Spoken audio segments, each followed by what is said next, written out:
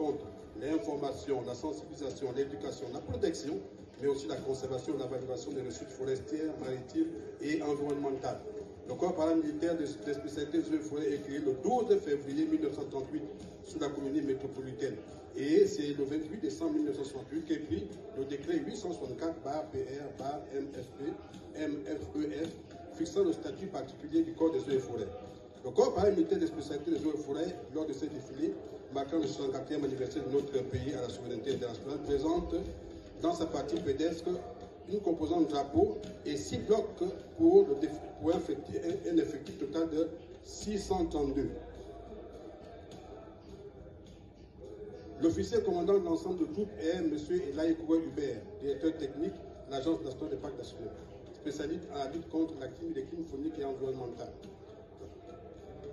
Son passage est suivi par le porte-drapeau et sa garde. Le bloc drapeau est sous les ordres du lieutenant Ibrahim Sani. À la suite du porte-drapeau, nous assistons au passage des blocs écoles. Ouais. Le commandant Euro d'ici Mapara est le commandant du bloc école. Il est le chef de service du contentieux à la direction générale des forêts, ingénieur de technique des eaux et forêts.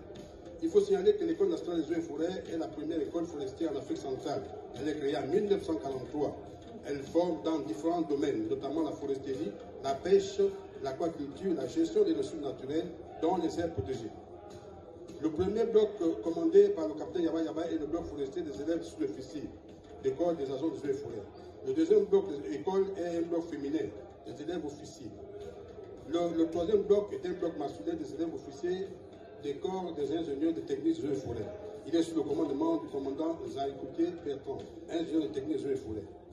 Nous passons maintenant en ce moment dans la partie des blocs des unités opérationnelles. Le commandant de l'ensemble du bloc opérationnel est le commandant Demande Allo Freddy, il est ingénieur des eaux et forêts, doctorant en foresterie. Le bloc des unités opérationnelles est un bloc constitué des éléments des armes, donc, le troisième bloc, des éléments en armes, en service à l'Agence nationale des parcs nationaux, comme vous avez pu le constater. Il est sous le commandement du lieutenant Mandeka. Il est commandant de compagnie des parcs nationaux sud. Cette unité est le sentinelle de la conservation dont l'éco-garde est le maillon fort. Il est en charge notamment d'assurer la surveillance des aires protégées, mais aussi l'implication de communautés dans la stratégie d'atténuation des conflits hommes-faune, mais aussi la valorisation des atouts touristiques naturels et culturels. Le deuxième bloc des unités opérationnelles est un bloc masculin des ingénieurs de conception des eaux et forêts, sous le commandement du commandant Azizé Dakia.